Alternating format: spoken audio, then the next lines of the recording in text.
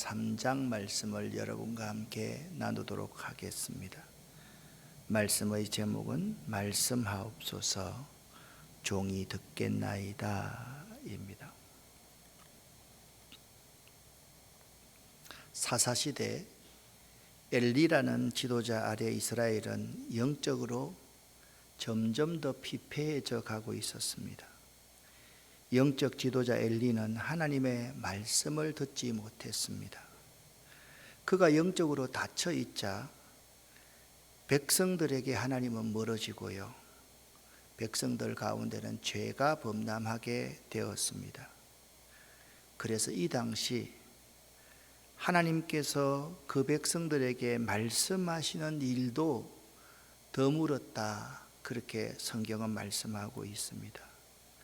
그 시대는요, 값비싼 보물을 찾는 일이 어렵듯이 하나님의 말씀을 찾기가 매우 힘든 영적 암흑 시대였습니다. 대제사장 엘리 집안과 모든 이스라엘의 죄악이 가득하므로 하나님은 더 이상 말씀하시지 않으셨고 이상을 나타내 보이시지도 않고 침묵하고 계셨습니다. 이는 죄로 말미암아 하나님과 이스라엘의 관계가 단절된 암울한 영적 상황을 잘 반영해 주고 있습니다. 자, 한마디로 말씀을 드리자면 엘리 시대는 하나님과의 관계가 단절된 암울한 영적 상황을 가지고 있었다라는 겁니다. 이것을요, 오늘 1절부터 9절까지 말씀을 보면 여호와의 말씀이 희귀하여 이상이 흔히 보이지 않던 시대다, 그렇게 말씀하고 있습니다. 1절 말씀을 같이 한번 읽어보겠습니다. 아이 사무엘이 엘리 앞에서 여호와를 섬길 때에는 여호와의 말씀이 희귀하여 이상이 흔히 보이지 않았더라. 이 본문을요, 쉬운 성경으로 번역해 보면 매우 알기가 쉽습니다. 같이 한번 읽어볼까요? 어린 사무엘은 엘리 밑에서 여호와를 섬겼습니다. 그때에는 여호와께서 사람들에게 직접 말씀하시는 일이 거의 없었습니다. 그리고 사람들이 환상을 보는 일도 거의 없었습니다. 아멘. 혹시나 우리 시대가 하나님께서 우리들에게 직접 말씀하시는 일이 거의 없는 시대가 아닌지를 생각해 볼 수 있어야만 하겠습니다. 그리고 믿는 사람들이 환상을 보는 일도 거의 없는 시대가 아닌지 생각해 볼 수 있어야만 할 것입니다. 사실 영적 지도자의 눈먼은요, 그 사회와 공동체에 엄청난 영향을 끼칩니다. 한 공동체의 지도자가 영적으로 눈이 뜨여져 있는가 멀어져 있는가는 그 공동체의 운명을 좌우한다, 그렇게 말씀드릴 수가 있습니다. 2절과 3절을 보면 그 시대가 구체적으로 이런 시대였다라는 점을 우리에게 보여줍니다. 같이 읽어보겠습니다. 엘리는 눈이 어두워져 거의 보지 못하는 사람처럼 되었습니다. 어느 날 밤 엘리가 자기 방에 누워 있었습니다. 사무엘도 여호와의 장막 안에 있는 자기 자리에 누워 있었습니다.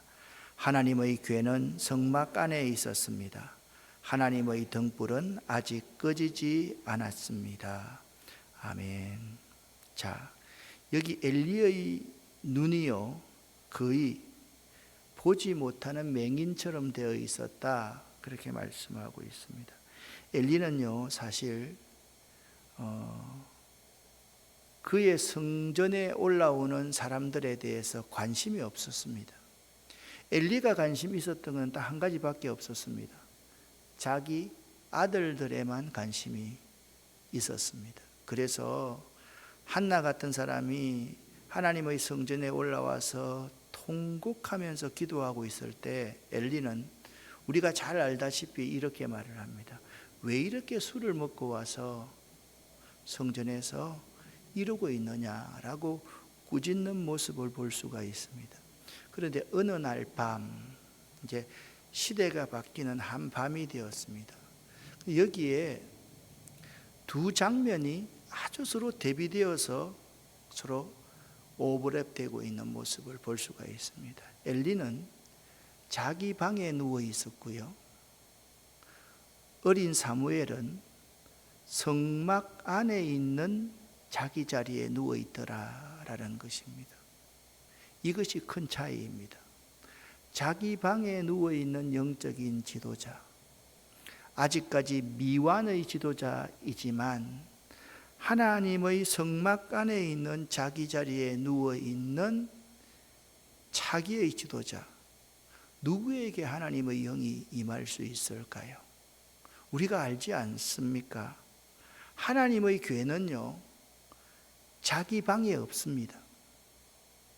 하나님의 교회는 어디 있습니까? 성막 안에 있습니다. 사무엘이 누워있는 자리가 어디입니까? 성막 안에 자기 자리입니다. 그런데 그 시대의 영적인 지도자인 엘리가 누워있는 자리는 어디입니까? 자기 방에 누워있다라고 오늘 사무엘서의 저자는 정확하게 고발하고 있습니다. 여러분과 제가 누워있는 자리가 어디인지, 우리 마음의 성소가 과연 그 하나님 임재 속에 있는지, 아니면 하나님의 임재와 전혀 상관없는 곳에 있는지 생각해 볼 수 있기를 바랍니다. 그런데 오늘 한 가지의 희망을 우리에게 줍니다. 하나님의 등불은 아직 꺼지지 않고 있습니다. 자, 이 말을 바꾸어서 말하면 이렇게 해석할 수 있습니다. 하나님의 등불은 꺼지기 직전이었습니다. 그렇게 바꿔 읽을 수가 있겠습니다. 자, 여러분, 이렇게 오늘 2절과 3절을 한번 읽어 볼 수 있으면 좋겠습니다.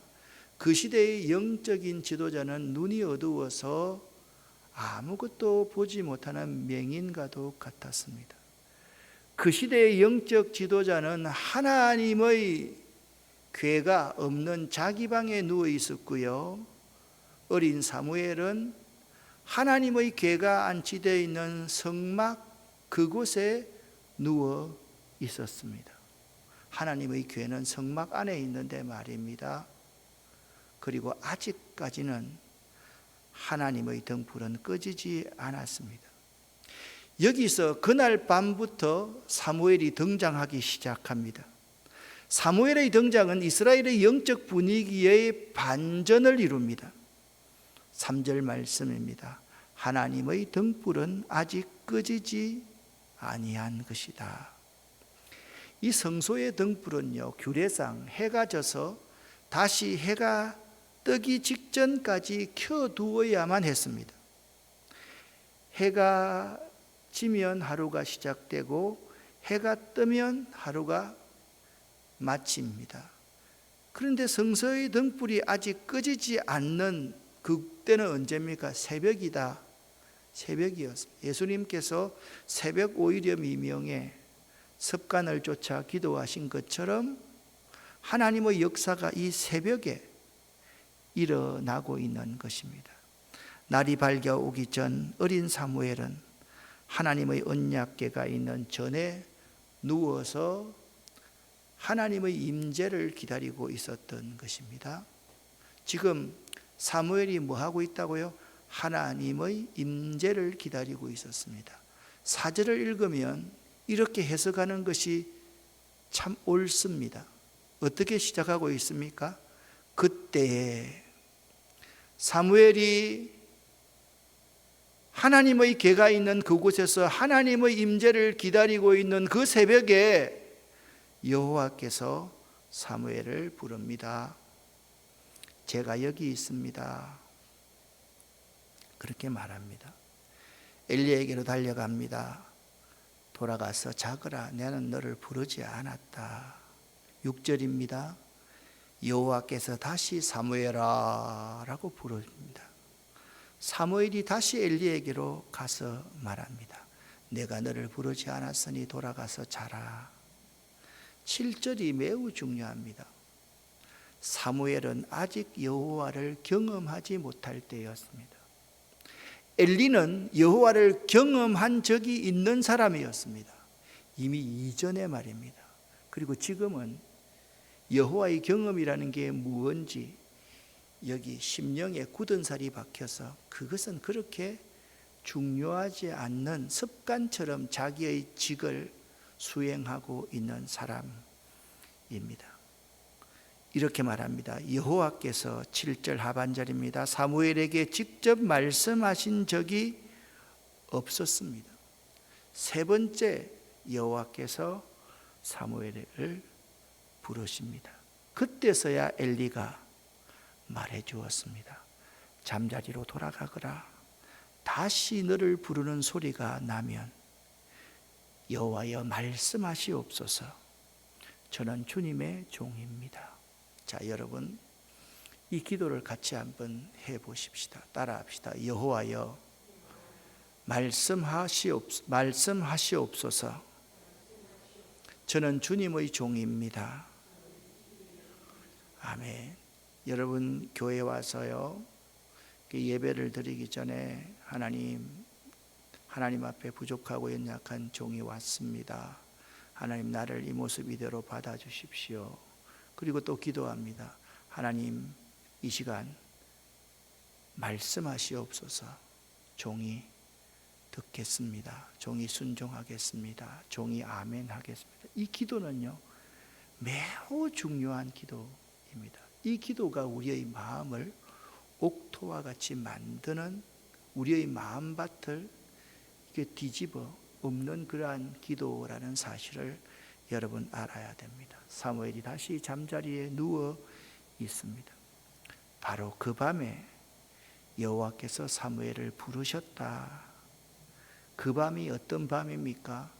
한 세대가 끝나고 다른 새로운 세대가 일어나는 밤입니다. 그 밤이 어떤 밤입니까?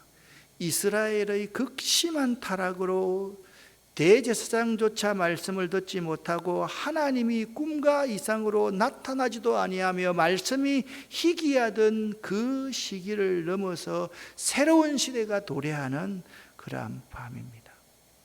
그 밤에 드디어 하나님께서 사무엘에게 말씀하신 것입니다. 할렐루야. 이는 사무엘 개인에게도 큰 의미가 있지만 이스라엘 민족 전체에도 침묵하시던 하나님이, 그동안 침묵하시던 하나님이 드디어 말씀하기 시작하셨다는 데 큰 의미가 있습니다. 지금까지 하나님의 말씀과 이상이 전혀 보이지 않던 그 시대에 하나님은 누구에게로부터 말씀을 시작했습니까? 사무엘에게로부터. 성소 하나님의 궤 옆에서 그 새벽에 하나님의 임재를 기다리고 있던 사무엘에게부터 하나님의 계시가 나타나기 시작했다라는 겁니다. 참 중요한 문제 아닙니까, 여러분? 하나님께서 사무엘을 부르신 것은요, 딱 한 가지 이유 때문입니다. 일 시키기 위해서 부른 거 아닙니다. 우리는 하나님이 나를 부를 때 뭐 일 시키기 위해서 부른다라고 생각을 하는데 저는 그렇습니다. 여러분도 마찬가지고 저도 마찬가지고 여러분 가지를 하나님의 귀한 종으로 세운 것은 딱 한 가지 이유입니다. 무슨 이유인지 아십니까? 하나님의 말씀을 전달할 자로 하나님이 불렀다라는 겁니다. 그래서 목회자에게 가장 중요하고 가장 많은 시간을 내어놓아야 할 것이 뭐냐? 말씀 준비입니다. 말씀을 준비하면서 기도하고 말씀을 준비하면서 말씀 가운데서 묵상하고 내가 말씀의 깊이에 들어가서 그 말씀 가운데 은혜를 받고 그 말씀이 나의 말씀이 되고 레마의 말씀이 되고 그리고 하나님께서 사랑하시는 성도들과 나누는 것, 그것이 우리의 사명과 능력이 되어야만 하는 것입니다. 하나님이 사무엘을 부르신 이유는 딱 한 가지였다. 그 백성들에게 하나님의 말씀 전달자로 세우기 위해서 사무엘을 불렀다라는 것입니다. 그것이 사무엘을 부르신 하나님의 이유입니다. 그것이 여러분을 부르신, 저를 부르신 하나님의 부르심입니다. 이 부르심에 응답할 수 있어야만 될 것입니다. 바로 내가 하나님이 부르시는 사람이 되어야만 합니다. 할렐루야. 내가 하나님의 부르심을 받은 사람이 된다는 것은요, 이런 의미를 가지고 있습니다. 자꾸 내 생각에는 그런 말 하면 안 됩니다. 짝퉁들이 항상 내 생각에는 말합니다. 교회 다니는 사람들도 보면, 목사님들도 보면, 설교할 때 보면 내 생각에는 그런 말을 합니다. 내 생각을 전할 밖에야 왜 하나님 말씀 전합니까? 똑똑한 사람 강의요, 동영상 떠가지고 그냥 틀어주면 되지요. 여러분, 구약의 예언자들, 선지자들이 했던 말들 앞에 꼭 언급되는 말이 있습니다. 여호와께서 말씀하셨습니다. 여호와께서 말씀하신 것을 내가 이렇게 전합니다. 그것이 예언자와 선지자의 말씀을 전하는 태도입니다. 여러분과 제가 참 중요한 하나님의 종으로 부르심을 받았다는 것은 내 생각에는 그러한 말들이 한 번이라도 나와서는 안 됩니다. 하나님의 말씀을 그대로 가감없이 전하는 사람이 되어야만 합니다. 그러면 하나님께서 사무엘에게 하신 말씀이 무엇입니까? 그런데 오늘 성경을 보면 정말 놀라운 말씀이 기록되어져 있습니다.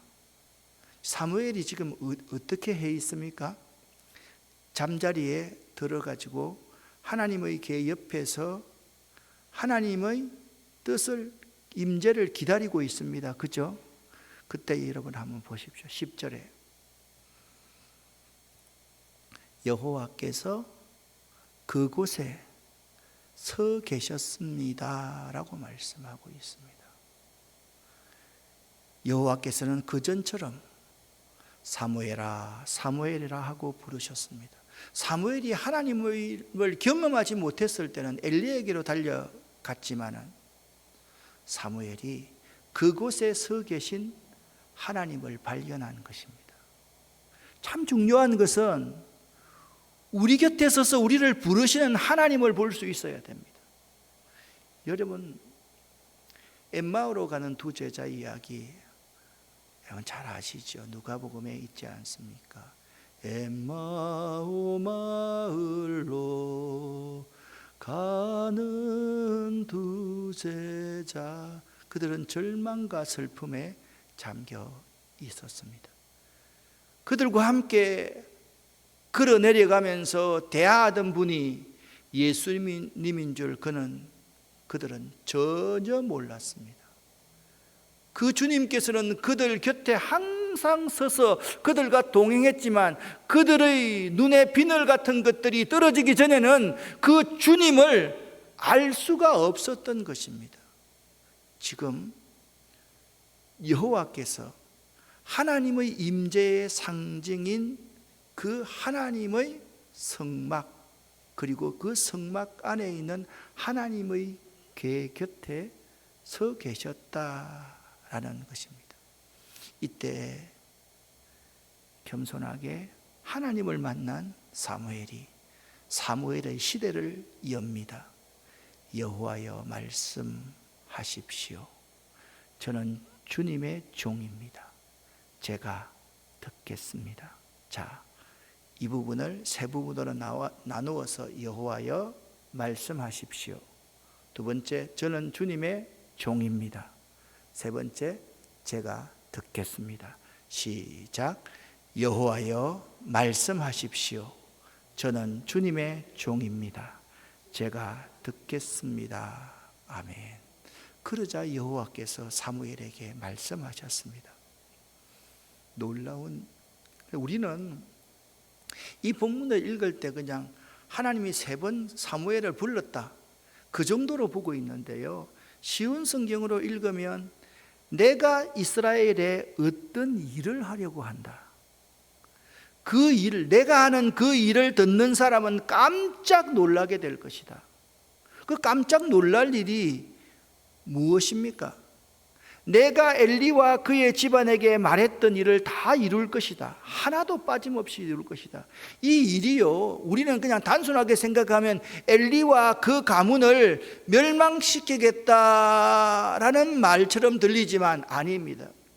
예레미야서에서 보면 예레미야 선지자를 하나님께서 세우신 이유를 분명히 말씀하고 있습니다.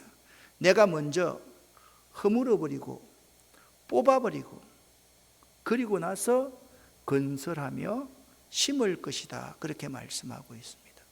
하나님이 새로운 시대를 열기 위해서 이전의 악한 것들, 이전에 잘못된 모든 것을 허물어버리겠다. 그것이 이스라엘에 내가 어떤 일을 하려고 하는데 새로운 새 시대가 열릴 것이다, 그렇게 하나님께서 말씀하고 있는 것입니다.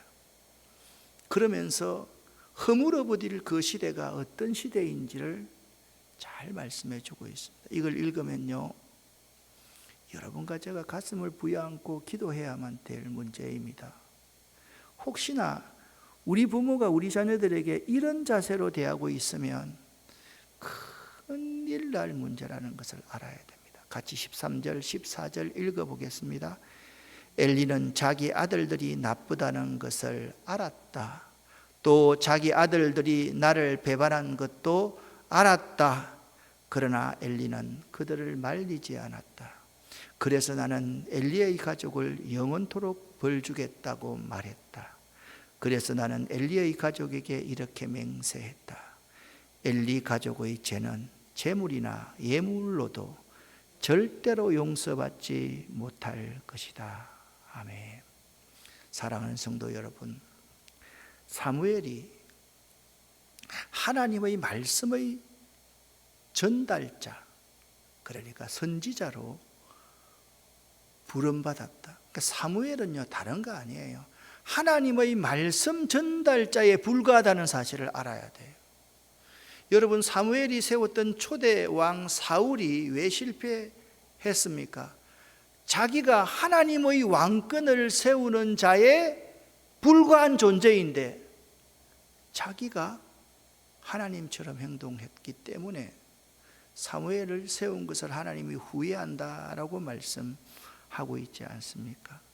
하나님은 사무엘에게 사명과 능력을 주시어서 그로 하여금 하나님의 일을 하게 하셨습니다. 우리가 하나님의 일을 하려고 하면 내가 어떤 존재인지를 잘 알아야 돼요. 여러분, 저를 한번 보세요. 내가 어떤 존재입니까? 나는 하나님 말씀 전달자에 불과하다라는 사실을 잘 알아야 된다는 거예요. 그걸 모르면 안 돼요. 오늘날 많은 주의 종들이 특별히 올라가서 막 능력을 행한다고 말하면서 기적을 행한다고 하는 주의 종들이 은연중에 자기가 기적을 베푸는 주체가 되고 자기가 기도하면 낫는다라고 생각하는 사람들이 참으로 많습니다.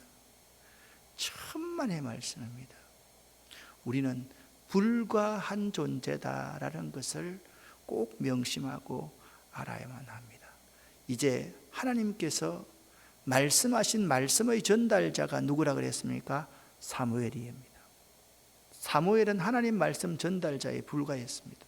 15절부터 그 18절까지 말씀을 보면요, 두 가지가 이렇게 대비되어 있습니다. 사무엘은요, 자기가 본 환상을 엘리에게 말하기가 두려웠습니다. 만약 우리 목사님들이요, 사무엘이 본 환상을 그대로 봤다고 칩시다. 홍 목사님이 나한테 그 말을 하기가 쉽겠습니까? 진짜 어렵죠. 정말 어렵죠. 그런데 엘리가 이런 말을 하는 거예요. 이게 엘리를 통해서 하나님이 말씀하시는 거예요. 하나님께서 말씀하신 것을 조금이라도 숨기면 하나님이 네게 큰 벌을 내리실 것이다. 그래서 사무엘은 엘리에게 모든 것을 말할 수 있는 용기를 얻었습니다. 사무엘은 조금도 숨기지 않고 하나님께서 말씀하시는 것을 그대로 다 누구에게요? 엘리에게 전달했습니다 라고 말씀하고 있는 것입니다. 인간적인 관점에서 생각하면 내가 불가하다는 것을 모르면요, 두려워서 못해요. 나는 하나님이 시키시는 말씀의 전달자에 불과하다는 것을 아는 사람이면 그 말을 그대로 전달할 수 있다라는 거죠. 15절부터 같이 한번 읽어보겠습니다. 사무엘은 아침까지 누워있다가 여호와의 집 문을 열었습니다. 사무엘은 자기가 본 환상을 엘리에게 말하기가 두려웠습니다. 엘리가 사무엘을 불렀습니다. 내 아들 사무엘아. 사무엘이 대답했습니다. 예, 제가 여기 있습니다. 엘리가 물었습니다. 여호와께서 너에게 무슨 말씀을 하셨느냐? 숨기지 말고 말하여라. 하나님께서 말씀하신 것을 조금이라도 숨기면 하나님이 내게 큰 벌을 내리실 것이다. 그래서 사무엘은 엘리에게 모든 것을 말해 주었습니다. 사무엘은 조금도 숨기지 않았습니다. 그러자 엘리가 말하였습니다. 그분은 여호와시다. 여호와께서는 스스로 생각하셔서 옳은 대로 하실 것이다. 아멘. 엘리는요, 여러분, 엘리가 몹쓸 사람처럼 여러분 생각되십니까? 아닙니다. 여러분, 이 엘리의 이 고백적인 말을 한번 생각해 보십시오. 저주의 말을 들었는데요, 엘리가 하는 말이 그분은 하나님이시다. 그분은 스스로 존재하시는 자존자이시다. 그분께서 스스로 생각하셔서 옳은 대로 하실 것이다. 비천한 계집종이오니 주의 뜻이 나에게 이루어지기를 원합니다. 그런 자세를 엘리가 취하고 있다라는 거죠. 사랑하는 성도 여러분, 우리가 불가한 존재인데 하나님의 말씀을 그대로 전하지 않으면 큰 벌을 받습니다. 저는 이 말씀을 전하면서 혹시나 내가, 우리 교회는 젊은 사람들이 참 많으니까 주일 성수라든지 11조 생활이라든지 하나님 말씀에 절대적으로 순종하는 이런 것을 혹시나 사람들 시험 받을까 떨어질까 그런 것 때문에 전하지 않는 주의 종이 아닐까라는 생각을 한번 해보았습니다. 여러분 어떻습니까? 지방의 어떤 목사님은 이런 분이 있었답니다. 그 교회에 오래 계셨던 정말 신뢰, 그 교인들이 존경하는 목사님이었습니다. 그분은요, 여러분 오해하지 마십시오. 헌금을 보고 11조를 판을 보고요, 11조 받으러 다녔대요. 진짜. 왜 하나님 것을 떼먹느냐? 그래 다 받아냈대요. 그리고 그 교회가 하나님의 놀라운 복을 받았대요. 하나님의 말씀을 그대로 전하지 않으면 큰 벌을 받는다. 이것은 굉장히 저에게 도전이 된 말씀이었습니다. 두 번째, 엘리처럼 하나님을 인정할 수 있는 성숙한 믿음의 소유자가 되어야만 합니다. 그분은 여호와시기 때문에, 스스로 존재하시는 분이기 때문에 그분 스스로 결정하셔서 행하실 것이니 나에게 어떠한 징벌이 온다 할지라도 그분 하시는 것 그대로 받아들여야 되지 않겠니? 그게 엘리의 성숙함이었습니다. 요나서를 보십시오. 요나가 큰 물고기 뱃속에 들어가기 전에 요나가 이렇게 말합니다. 이 풍랑은 나 때문에 생겼습니다.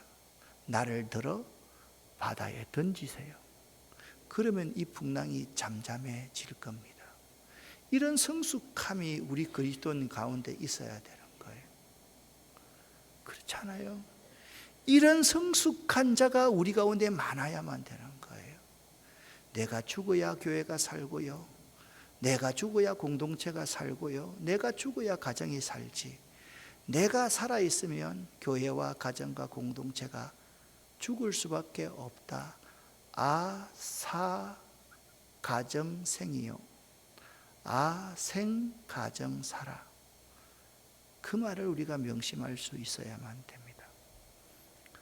하나님은요, 자기의 말씀으로 자기를 계시하시는 분이십니다.